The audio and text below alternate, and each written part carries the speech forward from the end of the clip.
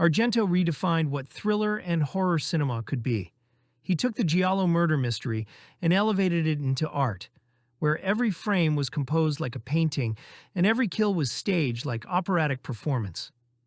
This is the filmmaker who made audiences question what they saw, who turned architecture into character, and who understood that sometimes the most important element isn't the story, but how beautifully you can film a nightmare.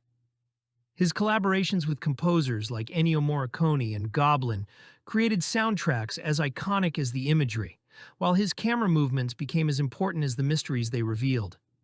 Tonight we're exploring Argento's essential works, from the Animal trilogy that established his Giallo mastery, through Deep Red's perfect fusion of mystery and horror, to Suspiria's hallucinatory Witch Academy and beyond. These are films that prioritized atmosphere over logic, style over realism, and created a visual language that influenced generations of filmmakers who followed. The Bird with the Crystal Plumage, 1970. Dario Argento's directorial debut establishes the Giallo template while demonstrating fully formed visual mastery. An American writer in Rome witnesses an attempted attack in an art gallery, but becomes trapped between glass doors, able only to watch helplessly. When police make him the primary witness, he begins investigating himself, convinced there's something wrong with what he saw. Some crucial detail his mind can't quite access. The writer navigates Italian bureaucracy and mounting danger as his investigation makes him the killer's next target. Argento shoots Rome with stunning visual sophistication for a first feature, his camera prowling through modernist architecture and finding menace in geometric spaces. The gallery attack sequence becomes iconic through its use of glass, space, and helpless observation. The kill sequences are staged with creativity that would define Giallo. Straight razor attacks, memorable set pieces, and mounting body count. The title comes from a crucial clue involving a painting, typical of Argento's love of obscure details driving mystery. The finale's revelation delivers one of Giallo's more brilliantly constructed solutions. The truth hiding in plain sight throughout. The Bird with the Crystal Plumage announced a major talent, its influence on thriller and horror cinema immediate and lasting. The Cat o' Nine Tails, 1971, Argento's second Giallo, follows a blind journalist and his young niece who overhear a conversation about blackmail outside a genetics research facility. When a series of connected deaths follow, the journalist teams with a reporter to investigate corporate conspiracy involving genetic research and inherited criminal behavior. The blind protagonist's disability becomes asset rather than limitation in investigation, his heightened hearing and deductive reasoning compensating for lack of sight. Argento's visual sophistication continues from his debut, though the film is generally considered his weakest early Giallo. The genetics angle gives the mystery intellectual framework beyond typical Giallo motivations, exploring whether criminality can be inherited through chromosomal abnormalities. The 9 tails of the title reference both a whip and the 9 deaths driving the investigation. The rooftop finale delivers impressive stunt work and genuine tension despite limitations. While The Cat o' Nine Tails is minor Argento, it demonstrates his evolving command of suspense mechanics and visual storytelling. Four Flies on Grey Velvet, 1971. A drummer believes he's killed a man in self-defense, only to discover someone photographed the incident and begins blackmailing him. As people around him start dying and his paranoia escalates, he realizes he's being framed for crimes he didn't commit while the photographer remains hidden. Argento completes his Animal trilogy with his most paranoid and technically ambitious early work. The protagonist's life unravels as the mysterious blackmailer tightens the noose, his marriage fracturing under pressure and trust evaporating. Argento achieves remarkable technical sophistication, including a legendary point-of-view shot from a knife plunging into a victim, achieved through elaborate camera rigging. Rome becomes a maze of suspicious spaces and potential threats through lush, stylized color cinematography. The Four Flies reference comes from a dream sequence where the protagonist imagines himself on trial in a coffin, 4 flies representing the deaths he's accused of causing. The finale's revelation recontextualizes everything, delivering one of Giallo's more surprising killer identities. Four Flies on Grey Velvet disappeared from circulation for decades due to rights issues, becoming one of the most sought-after titles in Argento's filmography. Deep Red, 1975. Argento's masterpiece follows a British pianist who witnesses the murder of a psychic who'd sensed a killer's presence in the audience. Trying to help, he glimpses something crucial in the moments after the attack. A detail his mind registers but can't consciously access. His investigation with a reporter leads deeper into a mystery involving childhood trauma, repressed memories, and a killer willing to eliminate anyone who gets close to the truth. Argento achieves visual mastery with elaborate camera movements that prowl through spaces with predatory grace. The set pieces are baroque and brutal. The opening murder, with its elaborate staging, the bathroom drowning with scalding water, the elevator decapitation that remains one of horror's most visceral sequences. The practical effects emphasize the physicality and messiness of violence in ways that still shock.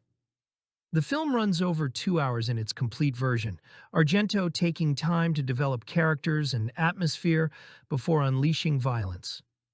The mystery solution involves perception and memory, the protagonist's inability to consciously access what he saw becoming central to the plot. Deep Red represents Giallo at absolute peak, every element working in perfect harmony. Suspiria, 1977. An American ballet student arrives at a prestigious German dance academy on a stormy night, only to witness another student fleeing in terror moments before being brutally murdered. As strange occurrences escalate and more deaths follow, she discovers the school is controlled by a coven of witches led by an ancient and malevolent force. Argento creates his most visually audacious film, abandoning Giallo's urban realism for expressionistic fairy tale nightmare. The color palette is impossibly vibrant, reds, blues, and greens saturated to hallucinatory intensity, making every frame look like a painting come to life. The Academy's architecture becomes character itself, all Art Nouveau curves and impossible geometry, where corridors lead nowhere and rooms contain supernatural menace. The production design transforms the building into Gothic labyrinth that defies rational space. The murder sequences are baroque and horrifying. The opening double killing remains one of horror's most spectacular set pieces, and the climactic confrontation with the unseen witch delivers sustained dread and visceral shocks. Argento shoots everything with expressionist lighting and prowling camera that creates constant unease. Goblin's progressive rock score is as crucial as the visuals. The main theme's whispered witch becoming iconic, while other cues use unconventional instruments and dissonant sounds to create atmosphere of wrongness.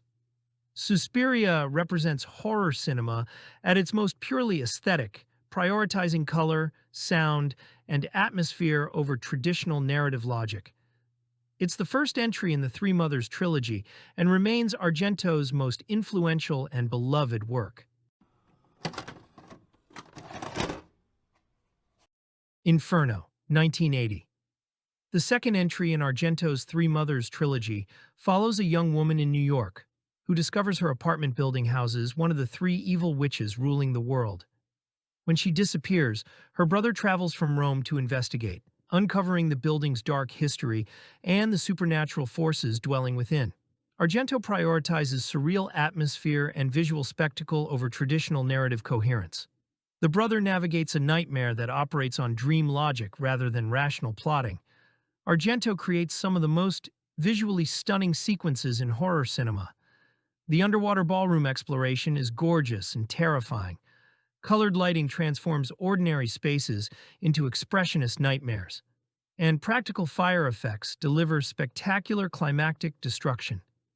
The production design emphasizes the building's architecture as character, Gothic details hiding behind modern facades. The narrative is deliberately fragmented, Argento more interested in creating sustained atmosphere and memorable set pieces than logical plotting. Characters wander through spaces that feel cursed, death arriving suddenly and brutally through rats, broken glass, falling debris, drowning. Inferno divided audiences. Some found it incoherent. Others consider it Argento's most purely visual achievement. Tenebrae, 1982. An American mystery writer travels to Rome to promote his latest thriller, only to discover a serial killer is murdering victims and leaving pages from his book at crime scenes. As he assists police and the bodies accumulate, questions arise about the killer's identity and whether his writing has inspired real violence or if something more complex connects him to the crimes. Argento shoots Rome in blazing white light rather than his usual colored gels, creating sterile modernist spaces that contrast with the Baroque violence. The film feels like response to critics who accuse Giallo of misogyny, exploring those themes directly through the writer's work and the killer's motivations. The centerpiece crane shot that travels up a building exterior, over the roof, and down to witness a double murder remains one of cinema's most elaborate tracking shots. The kill sequences are brutal and explicit, even by Argento standards. Axe murders with arterial spray painting walls, razor blade attacks, climactic revelations and violence. The twist ending recontextualizes everything, delivering one of Giallo's most complex solutions. Tenebrae works as both Giallo peak and Argento's commentary on the genre he helped define. Phenomena, 1985. A young American girl played by Jennifer Connelly in one of her earliest leading roles, just before her breakout turn in Labyrinth, attends a Swiss boarding school where she discovers a mysterious telepathic connection with insects. When a serial killer begins targeting students, she teams up with wheelchair-bound entomologist Professor John McGregor, brought to life by Donald Pleasance, and his helper chimpanzee to track the murderer through forensic entomology. Argento creates one of his most fairy tale-like films, blending giallo with supernatural horror and creature feature elements. The protagonist's psychic gift feels both blessing and curse as she uses insect allies to investigate. Argento shoots the Swiss locations with Gothic beauty, forests and boarding school becoming fairy tale nightmare landscape. The insect photography brings real beauty to sequences showing bugs as investigative tools. The practical gore effects are characteristically brutal. Maggot-covered corpses, razor attacks, and climactic violence in a flooded house. The killer's identity and revelation involve one of horror's more unusual and disturbing plot twists. The heavy metal soundtrack featuring Motorhead and Iron Maiden gives the film unique musical identity. Phenomena represents Argento at his most imaginative and least constrained by giallo conventions, creating something that's simultaneously murder mystery, supernatural horror, and strange fairy tale about outsiders. Opera, 1987. A young soprano replaces the injured star in a production of Verdi's Macbeth, only to attract attention of a deranged killer who forces her to watch murders by taping needles under her eyes so she can't look away. The killer's obsession with making her witness violence connects to trauma from her past and her famous opera singer mother's mysterious fate. The protagonist is trapped in nightmare, where her artistic success brings death and forced spectatorship. Argento's camera work reaches new heights of technical complexity, with elaborate sequences prowling through the opera house and point-of-view shots from ravens monitoring the action. The practical effects are exceptionally brutal. The needle-taped eyes concept is genuinely horrifying, and various deaths are graphically realized. The opera house setting provides Gothic grandeur, backstage areas becoming maze where the killer stalks victims. The climax delivers typical Argento excess with revelations about parentage and motivations. Opera represents Argento's last truly exceptional film, combining his visual mastery with some of his most disturbing concepts, the forced witnessing becoming metaphor for horror spectatorship itself. Trauma, 1993. Argento's first American production follows a young anorexic woman who witnesses her parents' beheading by a serial killer using an automated decapitation device. She teams with a TV news cameraman to investigate murders connected to a group therapy session years earlier, where someone is systematically eliminating the participants.